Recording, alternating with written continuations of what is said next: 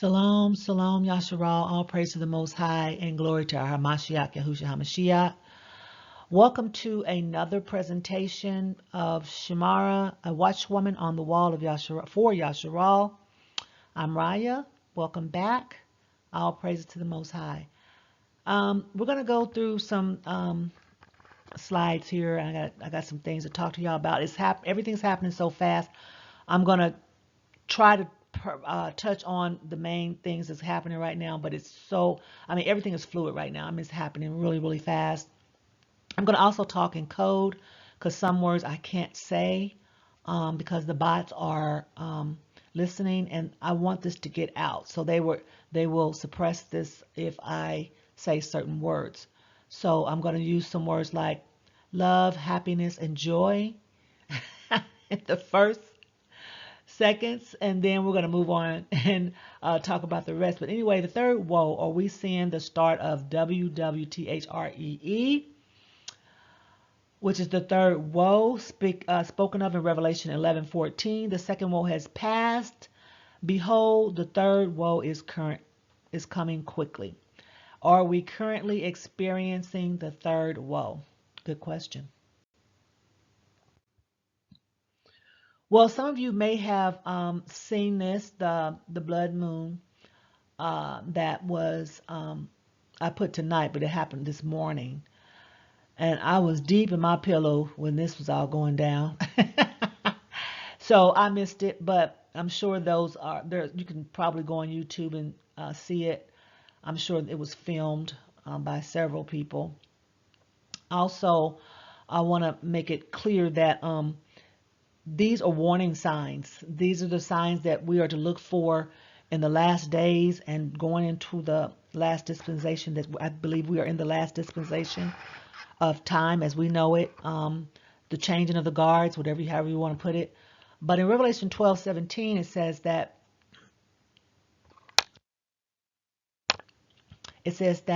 and the dragon was wroth with the woman and went to make war with the remnant of her seed, which keep the commandments. They keep the commandments. They're not saying the ones that did away with the commandments. The law's done away with. No, it says, which keep the commandments of YAHUAH and have the testimony of Yahushua HaMashiach, our Savior, our beloved Lamb that takes away the sins of the world. That's what we're going to experience. We're going to experience, a little persecution, but just for a little while. Just for a little while.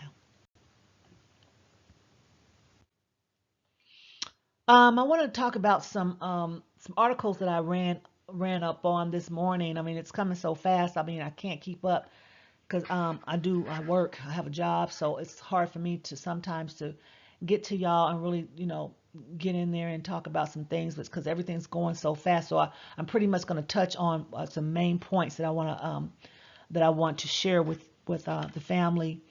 It says allies are rattled and pulling out. Politico posted today that the U.S. Gulf allies are rattled and seeing few good options following the Persian strikes. Okay. It says Washington's Gulf Arab partners are bracing themselves for a fraught period ahead as the U.S. and the Middle East country press on with major operations in Persia. One they had lobbied against. So they lobbied against this war. They lobbied against it. And so they went ahead and did it anyway. And they're not being protected. They're being pummeled right now by the Persian country. Their oil fields are burinning. There's smoke everywhere. They're being pummeled. I think the Harlot's embassy was hit, and some other stuff going on. There's a lot of I think a tanker got sunk. They're not covering this stuff in the Harlot's land, but we are seeing these stories and this news in other networks and other places. So be on the lookout. Don't just listen to the U.S. news. Okay, perplexities of nations.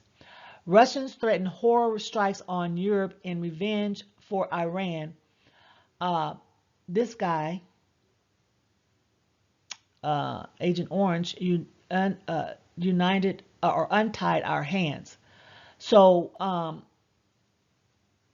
basically, what Russia's saying is that their hands have been untied by the current administration. Their hands have been untied, and they're going to come after anybody that helps the harlot. Basically, that's what that means. It comes as the president of Rosh expressed condolences over the perishing of the Persian supreme leader. And then they basically accused him of creating a political opportunities and doing things against their ally, because Persia is Russia's ally. Luke 21:25, and there shall be signs in the sun and the moon, in the stars, and upon the earth distress of nations and perplexity, the sea and the waves roaring. We know perplexity means distress, just stress and chaos. Also in political, it says that a duo of the willing, these two, have few allies in the airstrikes, because against Persia, they're on their own. Basically, they're on their own. They don't have anybody helping them. Nobody's helping them. The little horn is boasting that they're the best. They have the greatest of everything, the greatest of all the weaponry, and that basically the harlot has stepped off the beast and she's doing her own thing. So here we are. I'm going to read a little bit of this. You can go and see this article. This was back on the 28th. Where are we now? So this is a few days ago. It says the U.S. and the Middle East country are so far going it alone in their military campaign against Persia, and a notable absence of the allies who participated in previous regional conflicts with air defense and strikes. So it says right here, it says that notable absence of the allies. They're absent. They're not there. They're going it alone. This is the harlot, or the whore stepping off of the beast. She thinks she can do it by herself. So here we go. So before we get started, I want to talk about this article right here. It says that the Navy issued nuclear warnings about China's threat to large portions of the harlot's land. This is from the Navy, issuing this. And there's a lot of other threats going on that I didn't even post. It's so much, it's happening so fast. I mean, in real time, that I can't, by the time I get done with this presentation, all hell may have been broke loose, because I can't honestly keep up. It's going so fast. Overview of, so this is the presentation is going to be the overview of the current and global conflicts, biblical prophecy, foundations and interpretations, comparing modern wars to biblical predictions, the role of faith and prophecy in response to conflict. Major wars, and let's go over a little history of wars, because since we're in the third woe, we need to find out, how do we get here? So I thought this would be interesting. I thought this was interesting, and I thought it'd be interesting for us to look at this. It says prolonged 21st century conflicts. The Syrian Civil War and Afghanistan War are examples of extended conflicts shaping modern times. So those wars in the middle of the E have brought us here. Okay? They've brought us to where we are right now. Tensions in the Ukraine and South China Sea. Okay? Ukraine and South China Sea disputes, which is Taiwan, as we know. Disputes involve state and non-state actors competing over territory and influence. And of course, let's say it, resources. Complexity of modern warfare. Conflicts now engage proxy forces and international coalitions reflecting multifaceted warfare dynamics. So I'm going to break this down a little bit. It's basically saying that we're fighting proxy wars, okay? We're fighting proxy wars. So the proxy wars are over. Now it's like, what you say? They doing it. It ain't like, well, I'm going to send my proxy in to take care of you. No, no, no. We're actually having the international conflicts or head-to-head, face-to-face. No more proxy. Those days are over. Underlying causes for current crisis. Okay, in Revelation 17:8 or 17:18, and the woman that you saw in the great city that has dominion over all the kings of the earth.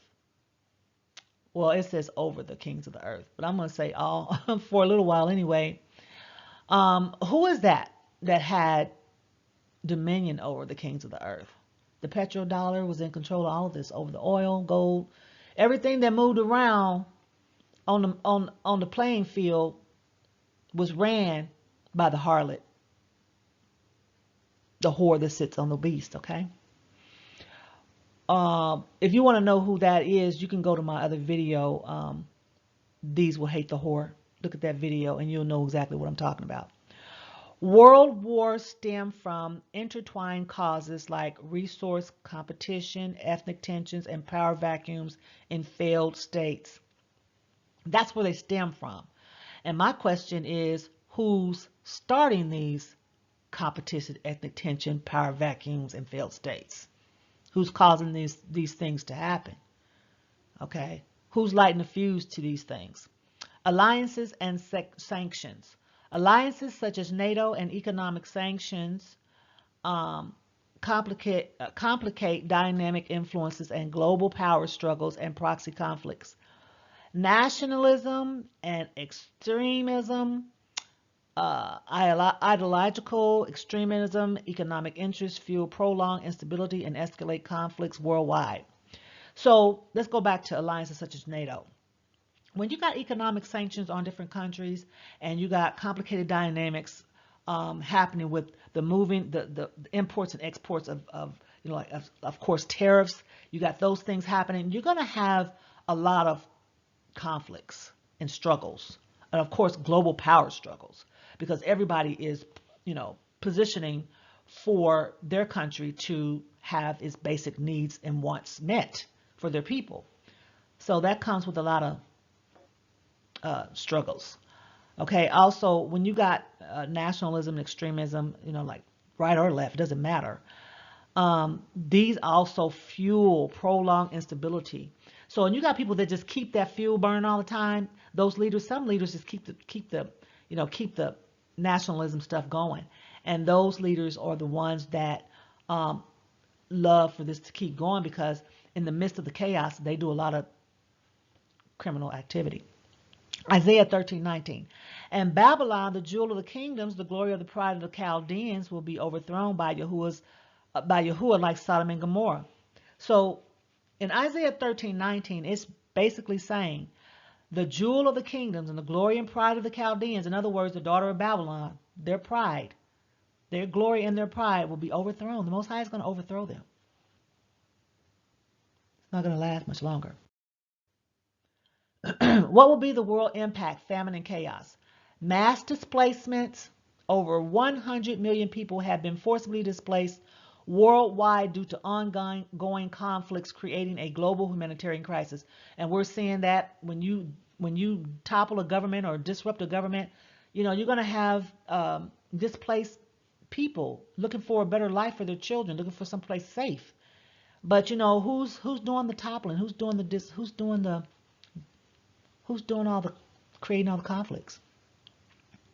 Impacts on civilians. Civilians suffer loss of life, destruction of infrastructure, shortages of essentials, and psychological trauma during wars. So these people like anyone that's around this destruction of their infrastructure and their needs not being met, and having children that need food, water, and shelter, they're going to suffer the most, because and they're going to be the ones that are going to be displaced. As we can currently see, a lot of the ones that were displaced from other toppled governments and stress and perplexities in their countries came here. And now they're being sent back to what? Well, I'm going to tell you why they should be happy they're leaving. Humanitarian access challenges. Warfare tactics and restricted access impede aid organizations from delivering critical support to affected populations. So these tactics, they restrict organizations from coming in and helping the population. They're not able to come in. And a lot of these organizations don't even have it like that no more. Ain't nobody donating to the stuff no more. Oh my goodness, did I do that? I don't need to go back. Anyway, so let's move on. So we know that the displacement of the people are caused by constant wars and conflict, and while their resources and while their just basic needs are being stolen from them or taken in constant war and constant chaos will cause the displacement of millions and millions of people. In Jeremiah 51:7-8, Babylon was a gold cup in the hand of the Most High. The Most High put that gold cup in the daughter of Babylon's hand. The Most High put that cup there, making the whole world drunk. The whole world. It says the whole earth. Making the whole earth drunk. The nations drank her wine, therefore the nations have gone mad. Suddenly Babylon has fallen and been shattered. Well for her, get her balm for her pain. Perhaps she can be healed. I don't think so. In Revelation 18:3, all the nations have drunk the wine of the passion of her immorality. The kings of the earth were immoral with her, and the merchants of the earth have grown wealthy from the extravagance of her luxury. As we can see in the current news, they're doing things to the little innocent children, okay, the immorality, and we're talking about nations are doing this. You have heads of nations that are on this list where they've done despicable, unmentionable, unspeakable things to little children. Consuming the little ones, doing things to the little ones that shouldn't be done to little children. You know what I'm talking about? This is what the Queen of Babylon or the harlot has done to the other nations. They've drunk the wine. There's judgment for that. Who can defeat the whore? Apocalyptic battles. Prophetic text describes future apocalyptic battles. There may be some confusion on what battles will start and when. This was a deception on the part of the church. So I'll try to shed some light on this. When the battle, what the battles were about, what they were for, and when. They basically says that the church is going to miss all of it. They're going to go up in a cloud in the sky and lay on the clouds with the harp. They're going to go into a so-called rapture, and they're going to not see any of this apocalyptic battle. They're not going to see it, but I'm sorry to be the one to tell you you're going to see it. You're going to be inside of it. The war. This is another deception. I don't understand why we have to keep having this debate. The War of Ezekiel 38. The War of Ezekiel 38 clearly states that the children of the true Jacobites will be living safely in their own land. Ezekiel 38:11. Obviously, this has not happened yet.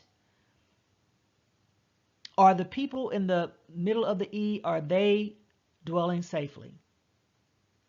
Are the true children of YAHUAH, are they dwelling safely in their own land? Take your pick. If you believe they are the people, then are they living safely? This is not the Ezekiel 38 war. Okay? The war we are in, I believe, is the Joel 2 war. Sound the trumpet, Zion, make proclamation. This is Joel 2:1. Sound the trumpets in Zion, make a proclamation in my holy mountain. His holy mountain is his people.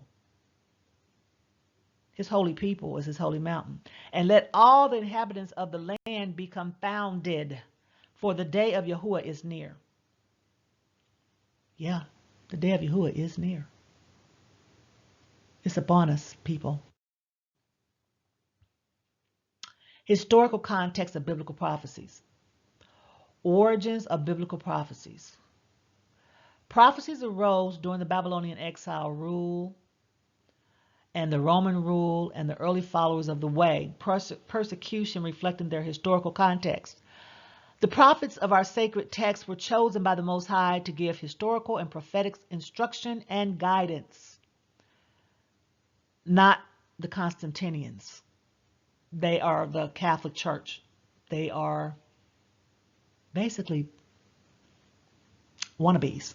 I don't know how else to put it. Symbolic interpretation. Understanding historical context aids in interpreting symbolic references and the intended audiences of prophecies that are chosen to interpret them. In other words, you can't interpret something that wasn't written for you or written by you. You can't interpret it. You don't know what the symbolic references mean because you don't know about the culture or the people because you're not them. So you wouldn't understand the symbolics of it. So therefore you're teaching it wrong.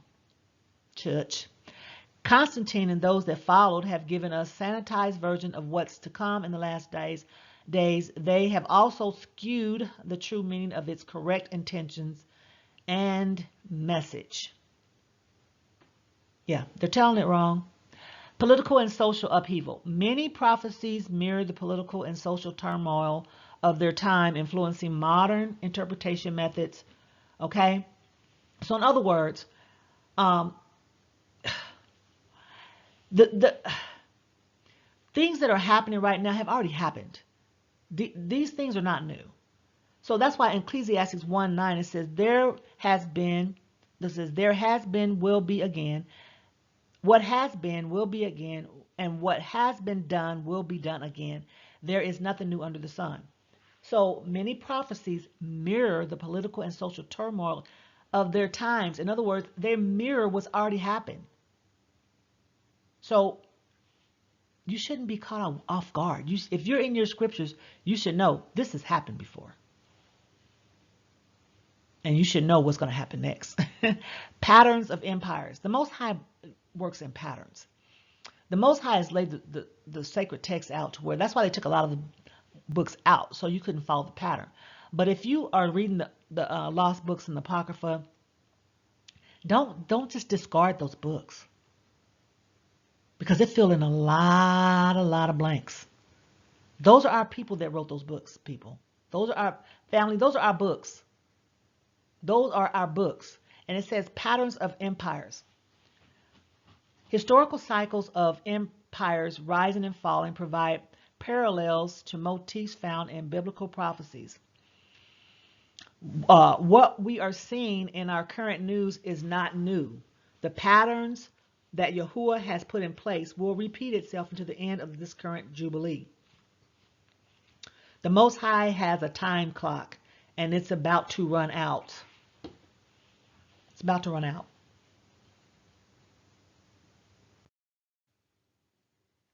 Common interpretation among the thousands of Christian denominations. Premillennialists interpret end-time prophecies as literal warnings of imminent apocalyptic events, but they have convinced the world that they will go up in a so-called churchdom rapture. I hate to be the bearer of bad news and tell you there will be no rapture. Sorry. You're literally going to have to follow the commandments and be a righteous person to go into the kingdom. You don't get a free chicken card, a chicken exit. Christian interpretation. Christian theologians see biblical prophecies as symbolic of ongoing spiritual realities rather than literal events. The Bible does have some spiritual and symbolic meanings, but for the most part, the sacred texts are literal. That's why they removed a lot of the books, literally. That's why. No pun intended. Well, yes, pun intended. Post-millennialist perspective. Believe prophecies unfold progressively throughout history and human progress. It seems they did not believe the Most High would be directing the course of history. Did they think that the world as they knew it would eventually would not eventually end? If not, then we know they are not reading the Bible literally. There is an end date. So, okay, I'm telling you about postmillennial. They believe, postmillennial believe that everything's already happened. Right now, we're just coasting through life, la la la, and everything's already happened. Look around you. Impact of modern views. These varying interpretations influence how denominations view modern conflicts and eschatology. This is why they have focused on the wrong people and the wrong land. They have us focused on that because if we are reading the scriptures literally and reading it the way it's supposed to be read and bringing in those old books, it's over 200 something books that are missing. It's probably more than that. But what we are left with, the Most High will give you true meaning of what's happening right now. So they couldn't take everything. They just taught it to us wrong. Joel 2. This is where I think we are. This is where I believe we are. Sound the trumpet, Zion. Make a proclamation of my holy mountain, which is the people of the Most High, and let all the inhabitants of the land be confounded. For the day of YAHUAH is near, for a day of darkness and gloominess is near, a day of cloud and mist, a numerous and strong people shall be spread upon the mountains as the morning. There has not been from the beginning one like it, and after it there shall not be given again, even to the years of many generations. Before them is a consuming fire, and behind them is a flame kindled. The land before them is a paradise of delight, and behind them is a desolate plain, and there shall none of them escape. This is a major warning. This is a major warning that the children of the Most High is supposed to be proclaiming this to the inhabitants and letting them know, y'all better get this right, because we are in some serious times. Read Joel 2. You'll see what I'm talking about. Who ruled the world for the past 2,000 years? Good question. Thematic resemblance in conflicts. Modern conflicts share themes and biblical wars, including alliances and widespread battles. But remember, alliances are made to be broken. When you make an oath with those whom have made an oath with the fallen ones, just note that oath is for your destruction. I'm just keeping it 100 with you. Blood for technology.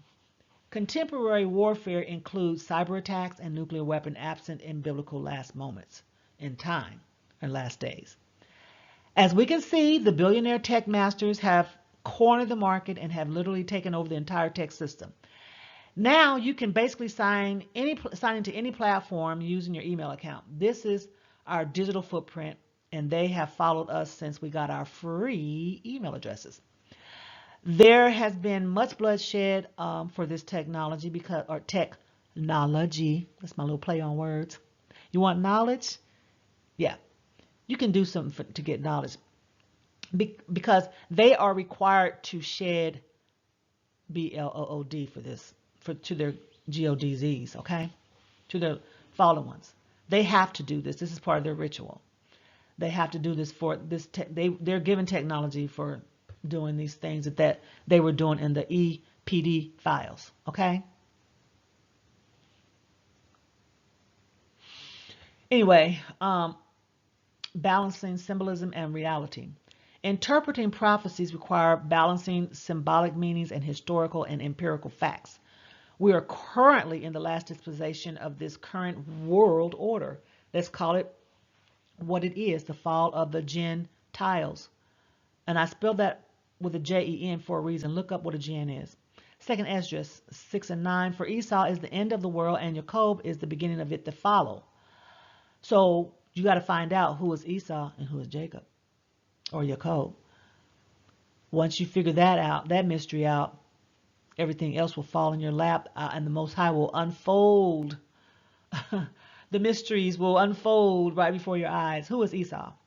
Analysis highlights motifs of territorial strife, moral decline, and catastrophic battles in context. But what they don't tell us is who is driving the car off the cliff. Who's driving this moral car off the cliff? If the Jacobites are not ruling the world right now, you have to ask yourself, who is? So if you think the people in the dirt bowl, middle of the E, are the people, they're ruling the world right now. If they're not ruling the world right now, who is? You have to ask these questions. You have to ask these questions. Who is Esau? Contemporary events viewed through scriptural lens. Integrating faith and world events. Believers interpret conflicts through scriptural prophecy, connecting faith with global affairs for deeper understanding.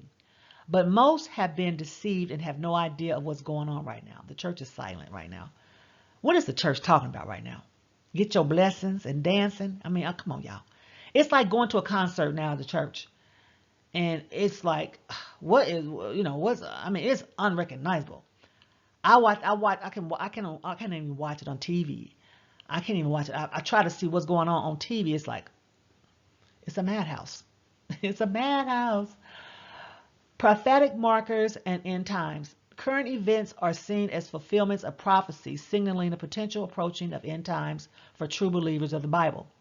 Who is the end for? I'll be happy. I'm glad you asked. I'll be happy to answer that question. It's the end for the wicked. Psalms 94:23. And he shall bring upon them their own iniquity, and shall cut them off in their own wickedness. Yea, YAHUAH, your Eloah, shall cut them off. He's cutting off the wicked. Shall cut them off their own wickedness. Philippians 3:19. Whose end is destruction, whose little g, O-D, is their appetite, and whose glory is in their shame, who sets their minds on earthly things. Now let's read that, go back and look at this again. Whose end is destruction? In other words, whose end is destruction? Whoever God, little God, is their appetite. Okay? Whose glory is in their shame. If you got an appetite for a lot of money, a lot of things, earthly things, resources, money, crypto, whatever, you can't get enough. You just stockpiling things and money, and you don't care who you harm to get it, and you have no shame when you're doing it. All your mind is set on those earthly things. So whose end is destruction? Whose God is their appetite? Their appetite is their God. And whose glory is in their shame. They glory in their shame. They're not shameful. They're like, what's wrong with y'all? What's wrong with what we doing? This is called capitalism. Providing solace and debate. Scriptural interpretations offer comfort amidst chaos, but also spark debate on timing and fulfillment accuracy. So be of good cheer, you righteous brothers and sisters. There will be judgment on the wicked. I believe the time is now, but this is my own opinion. So scriptural interpretations offer comfort amid crisis. Get in that scripture, because it's telling you the timing and the fulfillment, and it's very accurate. We're there, people. We're there. Debates on fulfillment of prophecy. Literal versus symbolic interpretations. Debates focus on whether prophecies predict literal future events or serve as symbolic teachings with moral lessons. I never debate because, one, we are all of us are on different levels of learning and discovery. So what may be correct interpretation for you now may change in 5 years from now. So standing 10 toes down saying you're 100%, that could change in a couple of years and you're going to look foolish. I know, because I've done it before. In other words, what I'm trying to say is I know that I've changed my position. I have changed my position on the end time prophecies and a lot of prophecies. I've changed my position a couple of times, and the Most High is revealing things to me. Like, you couldn't have told me nothing when I was at a church then. You couldn't have told me nothing. I thought I knew eschatology. I thought I knew. But when the Most High woke me up, I was like, all that. I had to throw all it out. All of it. I had to throw all of it away and start over. I knew the scripture, but I had to seek it and relearn it with different eyes and different mindset. So what I thought I knew I really didn't know.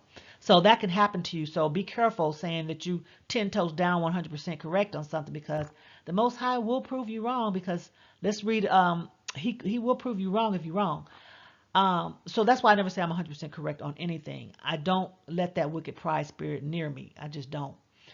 Proverbs 16:18, pride goes before destruction. A proud attitude brings ruin. And the Most High will ruin you right in front of your people, right in front of everybody that know you, and embarrass you. So be careful with that 100% correct thing. Just, I learned from that mistake on my own, for real, for real. Hermeneutical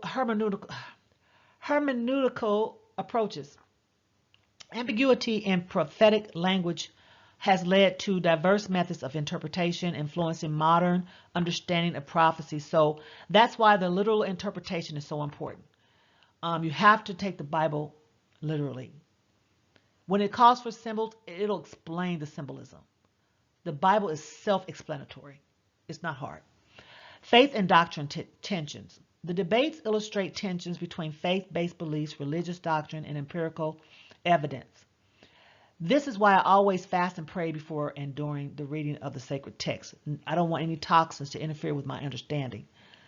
So if you just ate a cheeseburger and you're trying to interpret,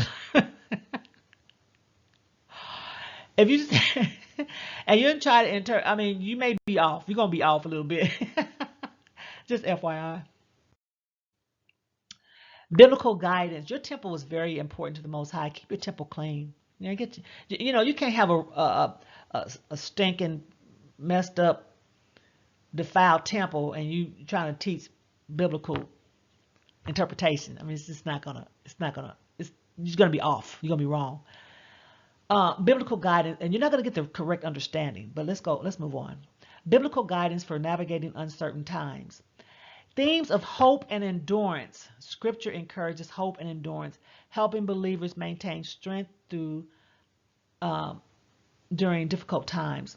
Those that endure to the end will be saved. Matthew 24:13. I'm always surprised that people that read Matthew 24 always skip Matthew 24:13. Those that endure to the end will be saved. They still think they're going in the rapture even after reading Matthew 24. It's like, after reading Matthew 24 and 13, did you just go blind over that part right there? Trust in divine sovereignty. Passages emphasize trusting Yahuwah's plan and moral steadfastness amid uncertainty and challenges. We have to trust the Most High, not man. It's very important. We have to trust His word. You're either going to trust Him or you're not. If you're not going to trust Him, move to the side. Get on over to the terrorist section. Promise and restoration. Biblical promises of ultimate restoration provide spiritual support and resilience during loss and fear. The scriptures, the sacred text of the Bible, or whatever you call it, I call it the sacred text because it's very sacred.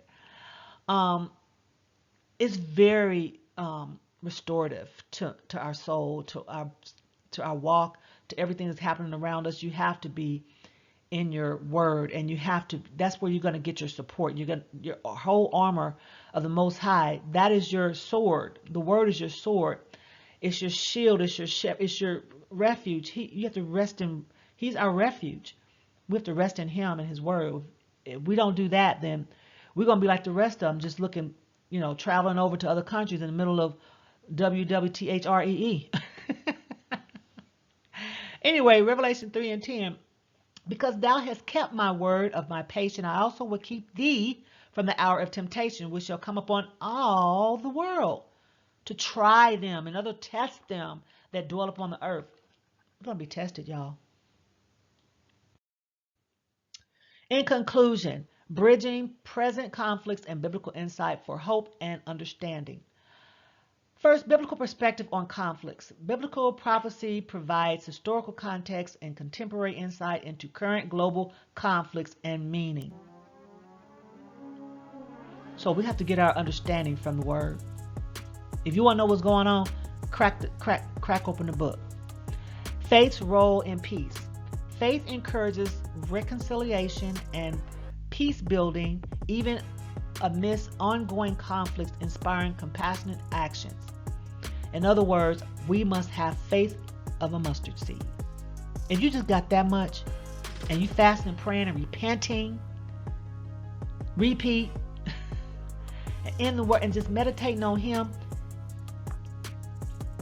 that's your peace. That's building your peace. Even no matter what's going on outside, your peace will have you like, I'm holding on to the Most High. I ain't letting go. And once you got that kind of attitude, this won't faze you with what's going on. You're just going to know everything's happening the way it's supposed to happen. The Most High is in total 1,000% control. Hope for the future. Using insights from biblical teaching help foster hope and understanding during turbulent times worldwide. I got hope, family. I got hope that the Most High is going to wake up his people, and we're going to all wake up, and his people are going to go into he's going to gather us and take us in to our own land. And I have faith that he's going to do what he says he's going to do. And I read my Bible. These are the things, these are the building blocks.